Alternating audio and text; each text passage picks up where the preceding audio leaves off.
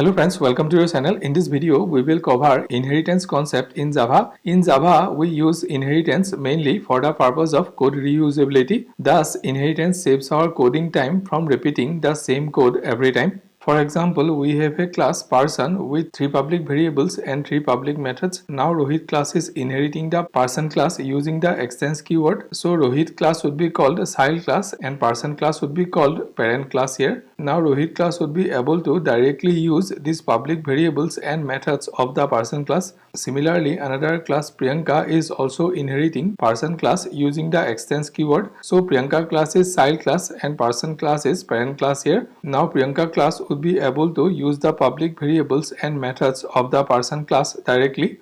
We could use inheritance when we need to implement some common functionality in multiple classes. So instead of rewriting the same variables and methods in every class, we could create a parent class with common variables and methods, and then child classes would inherit the parent class to use the public variables and methods of the parent class.